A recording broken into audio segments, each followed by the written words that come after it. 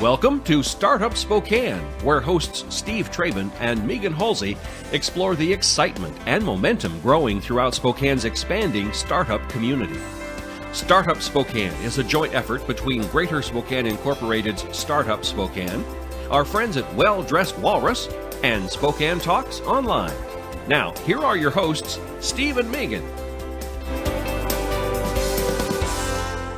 Welcome to Startup Spokane on Spokane Talks Media, your podcast home for everything startup and entrepreneurship related in the Spokane region. As you know, Startup Spokane is a program of Greater Spokane Incorporated, and we're here to provide you with our region story on entrepreneurship and provide you with meaningful information that will help you launch, grow, and operate a very successful business. And I'm really excited today because we're going to have a conversation about what it takes to be a good founder or an entrepreneur. And I have with me Scott Rozic. Scott's a serial entrepreneur that recently came to Spokane with his wife, I think about a year ago, Scott, from Silicon Valley. So welcome.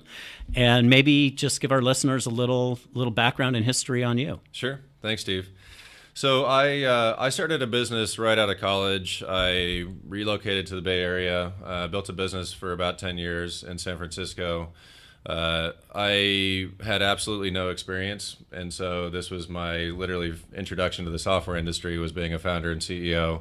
I built a world-class team, awesome board of directors, great band of advisors, shipped a bunch of products, had a great time doing it. Sure, it was totally challenging, but it was really a lot of fun. Sold that to a business in Seattle. So after that, I was a public company officer for a couple of years.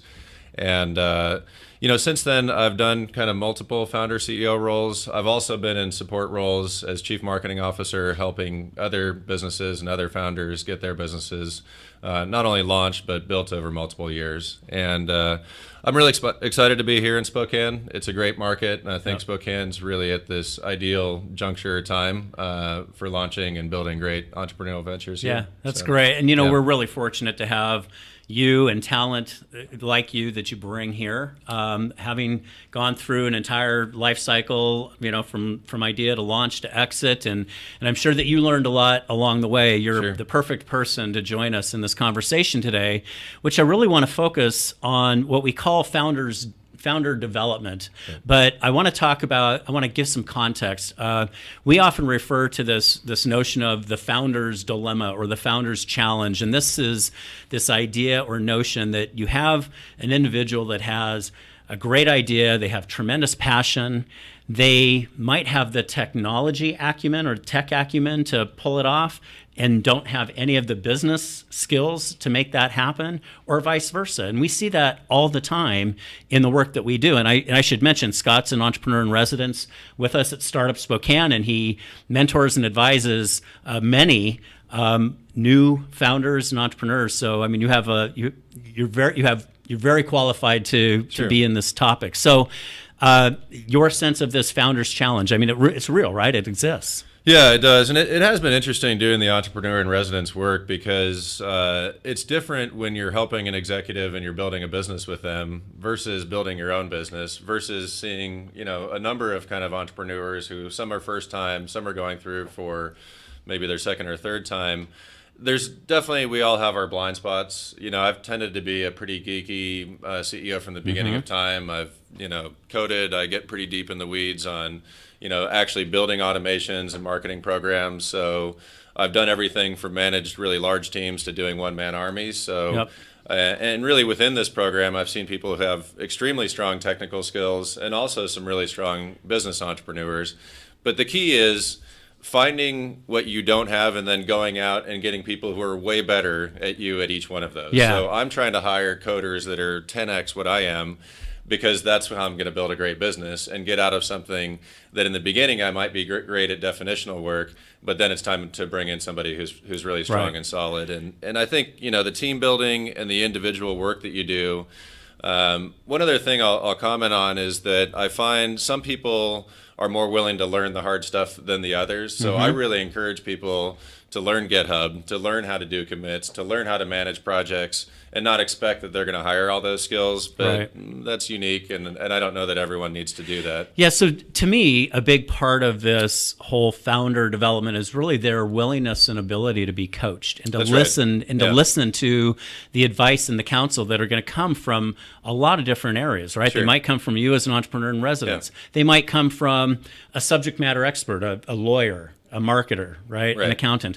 So this conversation is not about how do you build a business plan, how do you do market research. This is about the entrepreneur's willingness and ability to learn from others and be open. That they don't know everything, right? Yeah, that's true. And I think what probably all of us learn that have done more than one company is that the faster your own ego leaves the room, the more likely you are to work past some of those issues. So that's hiring people who are better than you are and finding people who greatly complement you, who you're not going to be intimidated by their skill set. And I think that a weaker leader tends to find people who will sit underneath them, but they're not looking for people to really help the company soar. Yep. No, that makes sense. Let's step back from hiring team.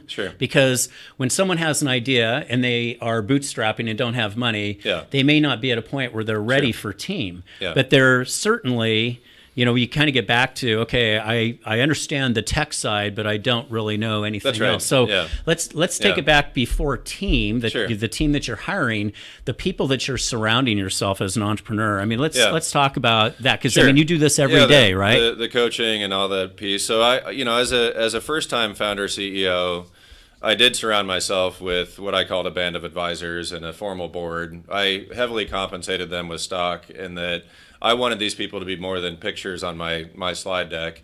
I found people who I really resonated with at a relationship level, who I knew had already done what I was trying to do 5 or 6 times.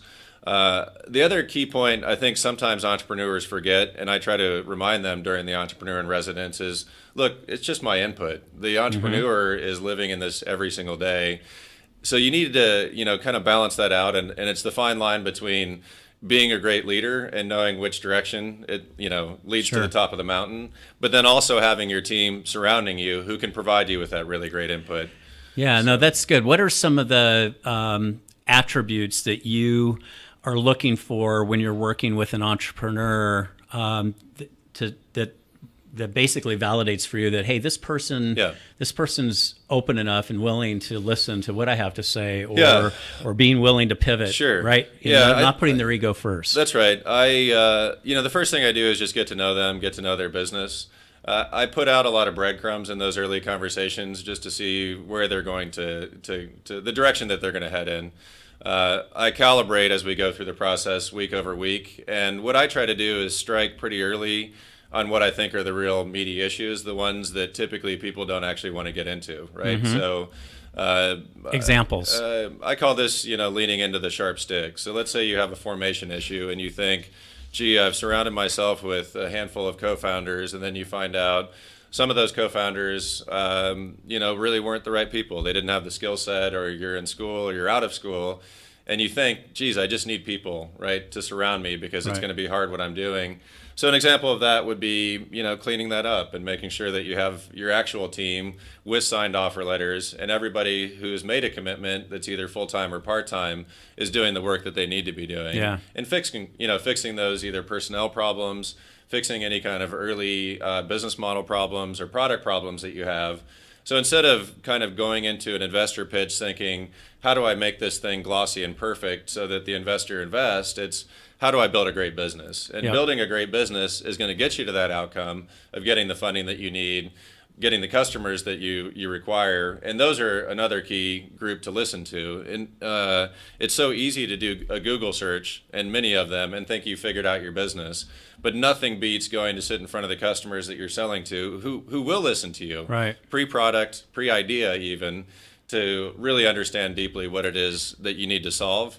And then you go about solving that, right? So let's dig a little deeper into some of these people, I'll speak for myself. I mean, I was an early leader in one of the first companies that I participated in, Sure. and I didn't have any experience in leading others, right? So, I mean, that's not just an inherent, that's not just something that you necessarily are born with. So Yeah. there must be a lot of education and There is, opportunity yeah. to teach people Yeah. how to be an effective leader, right? Right, How that's to right. instill culture, do those Yeah. things. So you want to just chat a little bit Yeah, about sure. that? I mean, early on when I was building my board, I did try to find a collection of people, again, who had the skill set that I didn't have. And so one of the people I'm looking for on that is a great CEO, right? Mm-hmm. Great leaders have a tendency to kind of, without even knowing it, they're just giving you all of these subtle cues and tasks and ideas around being a great leader. And then every entrepreneur gets into trouble and comes up with what they think is a great idea, or they run out of money, or they hire the wrong person, or 16 different fires emerge on the horizon. And those are the times when leadership emerge. Right. Not when everything's perfect in the very beginning of time, but as those crises emerge, it's how do you lead through those. And so I guess the combination of surrounding yourself with people who you resonate with, who have the prior experience, is extremely helpful. And then, there's just no greater job or more difficult job, in my opinion, than being the founder of a startup. It will push you more than you've ever been pushed in anything that you've done, Yep. physically, mentally, or professionally. And so that's where having your team be a real team and not pictures on a presentation is really essential. Yeah, no, that makes great sense. I mean, because we're all going to stumble or trip, Exactly. right? And Yeah. we all have, whether we work for a company, Right. whether we're starting a company, and these are all, I think about founder development and this Yeah. whole conversation as lifelong learning. That's right. I'm a middle-aged male guy at the last third of my career, and I'm still learning things every single day. Yeah, that's But right. I have a willingness and an openness to that, and I think that it's really important that entrepreneurs in the startup ecosystem have that as well, because That's right. you might have the best idea in the world, and you might be solving the world's biggest problem, but if you're not open to That's right, advice exactly. and counsel and being Yeah, willing, that can be a problem. Hugely being open to advice and counsel, but then also having the right people around you who you resonate Yep. with. And then I really want to hit on the topic of relationship. Relationship is everything in business, whether it's big business or startups, right? And so not only are you recruiting these people, but you're building relationship, which means when there's a problem, you're picking up the phone and calling them, right? Yeah. When you need them, that's the time. Not when you have great news, like, hey, I mean, that is a good time to inform people as well, but you're just really needing to dig in deeper. And relationship forms over a long period of time. Well, and I tell people all the time, I mean, that's one of my mantras, is that the most important thing in your entire life, Yeah. not just with starting a business or working for a company, are the relationships and the network of That's right. relationships that you have, because you Yeah. don't know when you're going to need to tap into them. But That's right. I mean, Yeah. they need to be there. Yeah. And those relationships come from a number of different ways. I mean, Yeah. they're some by happenstance, some by just pure networking. Some, these relationships can be your customer relationships, your supplier relationships, That's right. your potential team member advisor Yeah. relationships, right? So Yeah. you can't emphasize enough the You're totally importance right. of them. And you never know, right? You never know when that person that you're meeting is your future VP Exactly. or a potential customer. And it's not even a selfish, what can I get out of this person? To me, relationship is more, what can I give? And if you give, then you just have a tendency to all of a sudden be surprised by this boomerang that comes back by, yeah, Steve, for some reason, introduced me to this person. I had no idea why, but it's because you have deep relationships, Yep. right? And people know you and trust you.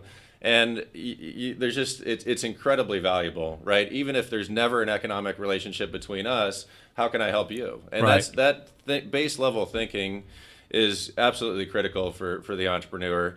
Another big thing is that individually, you are under a massive magnifying glass as a founder Sure. over time. Now, it's Sure. a lot different when your team's 40 people. You're the leader and you're having a bad day, people pick up on that. And so there is a need to kind of manage your own self, Yep. which I want to comment on. Yeah, and let's do this. yeah. Let's take a quick break, because we're at Sure. that spot, and let's come back and we'll pick up on kind of this particular portion of the Yeah, discussion. and the individual psychology of the founder, Okay. I think, is really important. Very good. So we'll hit on stay that. with us. We're having a great conversation with Scott Rozic about founders and the development of the softer side of what a founder needs. Stay with us on Startup Spokane on Spokane Talks Media. We'll be right back. Hi everyone, I'm weather forecaster and assignment anchor at Spokane Talks Online, Colin Pittman, and I am honored to be the host of the new program, Spokane's Youth Spotlight, brought to you by Spokane Talks Online and the Spokesman Review, where we are interviewing and getting to know outstanding youth in our community each month. If you'd like to nominate someone in our community that you think should be recognized, that is doing something great here in the region or has an amazing story, visit SpokaneTalksOnline.com or Spokesman.com and look under Youth Spotlight to nominate. And be sure to tune in each month as we find the best in the Inland Northwest. Hi, I'm Larry Myers, owner of River Ridge Hardware. Welcome to our garden center here on the corner of Garland and Driscoll. We have fresh plants that come in weekly from all of our local growers. We can make your garden look like our garden. Here at River Ridge, we've been here 30 years. We're your full-service neighborhood hardware store. This is our sprinkler aisle where my knowledgeable staff will help you put together your sprinkler system so it will make your yard lush, green, for the spring and summer. This is River Ridge Hardware's rental center, where we provide a multitude of equipment for rent for the do-it-yourselfer.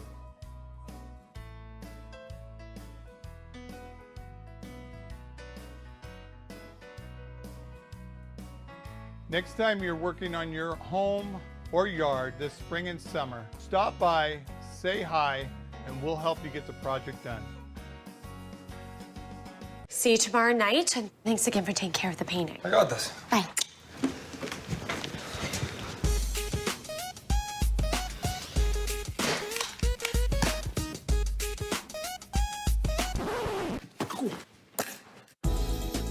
Weekends are made for painting. Let the experts at Rada Paint take care of you.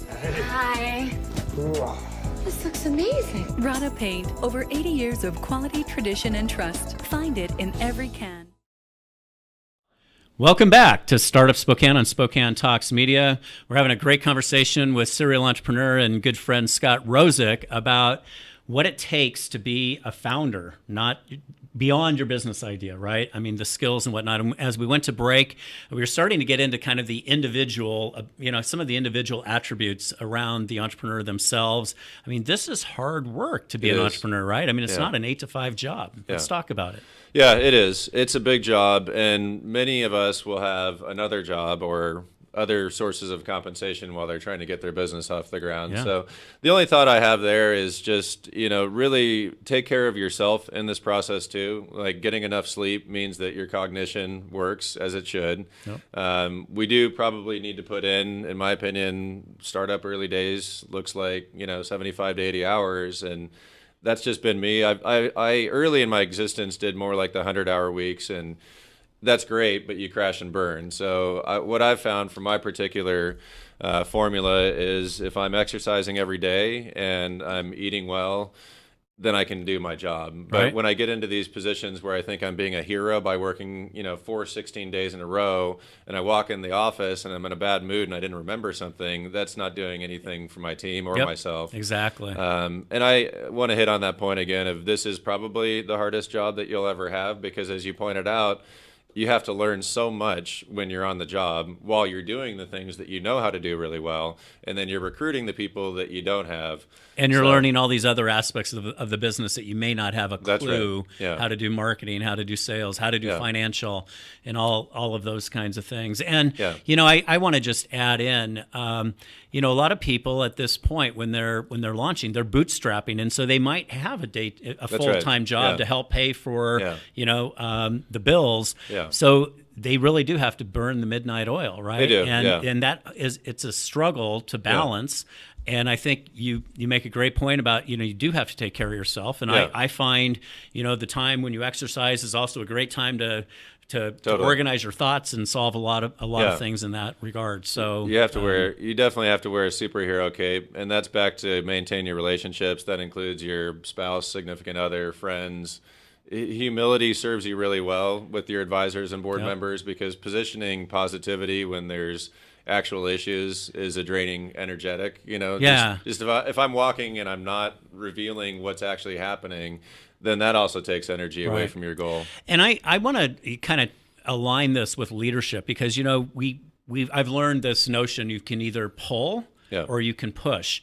And if you're a good leader and you can pull from others, right? That's right. And you know when to tap into other individuals for certain things, you can hopefully spread the wealth out, right? And, That's right. And sort of take a little bit of the burden off of you. So back to this notion of surrounding yourself with great people, whether they are team members that you're either paying with equity or paying with cash, or subject matter experts, in the legal, marketing, and accounting realm, advisors, things like that. All of these relationships that we've talked about are of paramount importance. And that's where I think in the early days you can't be stingy with stock. The people who surround you that can help you, you want them aligned to this long-term goal, right? You add an investor, that's an 8-year relationship on average. You should be thinking the same way if you're adding an employee, right? And if you're not sure, then wait, because that's something else that's going to take energy and drain you as well. So let's follow this little path a little bit further, Scott, because a lot of entrepreneurs that I meet are like, "Oh, I don't want to share my company. I'm not quite there yet, right? I mean, it's mine. I love having 100%." But there's something to what you just said, right? I mean, it's okay to share early because it's what can actually launch you further ahead in a more accelerated fashion than otherwise, right? Yeah, I think regions that are not in the Silicon Valley sometimes get confused around we want to be the Silicon Valley. I think the best idea is for regions to excel at what they do best and then import the things that work the best from the Silicon Valley. So the model that really was nailed there is that the stock works, right? That you, by being generous with the right people, look, these are on vesting schedules. So if you think that you're right and then somebody doesn't work out, you can make that change. But having people aligned to your mission really does work. And you don't have any cash in the beginning, so you can't pay them. Right. But you need the best people. So it's better to find the people who are really strong, properly incentivize them so that, look, they're in the room with you. And then you're hitting on the huge point of, if you're feeling stressed because you're not making forward progress and it's probably an area that you suck at, then you need to enlist somebody. Exactly. And when you enlist somebody, be respectful of them. Don't ask them to work for free because you want them for more than just the project that they're kicking off on. You want them on an ongoing basis. Yeah, and from a long-term success and outcome standpoint, I mean, that could make it or break it. That's right. Yeah. So don't be greedy. Yeah, is sort of the way I look at it. I always did the aim high, and it seems to kind of work out. Like if you don't think that you can get somebody, that's probably the person that you should be seeking out. Yeah, that's good. I think that's good counsel. And the role that your gut plays in life and in entrepreneurship, I think, is a really interesting topic. Yeah, that's right. Let me lead off, but I want your impressions as well. Any time in my life that my gut has said to do something and I have not followed it, I look back and say, I should have listened to my gut. Yeah, I think we've had a few of those together. So I encourage people all the time to follow your gut. It's actually an important thing. So let's hear your take on this. The gut is the second brain, but our own intuition, particularly as it gets honed through experience, is the best guide. Yeah. And cerebrally, we could look at a resume and say this person's perfect on paper. To craft that long-term relationship, the amount of resonance you need with that person is so great that you really need to make sure that the intuitive gut is aligned with that individual or a customer or an investor, because we absolutely know what's correct. And I look, we've all made that same mistake. I've always said this to you repeatedly. Whenever I knew it was the wrong person, I was always right. And then mistakes are expensive because it takes that energy away from you. Yeah. It doesn't allow new energy to come in to fill that VP sales position or whatever that position is in your company. So follow it and then act on it, right? I mean, act. So like you were just describing a scenario where maybe you make a decision that you're not happy with. Yeah. You don't live with it necessarily. That's right. Make a change, pivot, do what you've got to do. That's right. This is sort of this fail fast sort of approach to your business, right? It is. Yeah. Don't apply energy unless you know that the direction is the right direction. And this is something I've been learning working with multiple other entrepreneurs in the entrepreneur in residence role, is that usually your gut instincts on a business are also right. It isn't just the individual. The challenges and the problems are the ones to chase. And then also when you watch and you try to provide the guidance and coaching, on the reverse side, as the entrepreneur, you have to, again, recognize, listen respectfully, and thank somebody when you have a disagreement about their advice, because that's where your gut, I mean, ultimately it's your business, right? And you need to live with that long-term decision. Absolutely. And you'll see somebody do a quick glance through your deck, tell you how to run your business, and you're thinking, Mr. or Mrs., I respect your opinion, but you need to craft your own way in this world. So we've only got a couple of minutes left. I think that maybe we should finish by talking about the discipline, the self-discipline required to be a good entrepreneur. Do you want to, does that seem like a good way to sure, that works. End it up? And I think, on the discipline side, I think all the kind of prior good habits really do tie in. I think you if you're going to do the hardest thing in the world, whether it's training for something physical or in this case it's trying to build a company, you have to learn from the greats. And so what I've tended to do is try not to learn from everybody. I pick the 2 or 3 people that I consider to be, the heroes in a particular segment. I learn everything that I can about them. So, that's a level of discipline where you're not looking to broadly look at entrepreneurship. You're trying to figure out how to become a master in your field. Yeah. And absolutely. You're respecting and kissing the ring of those who have come before.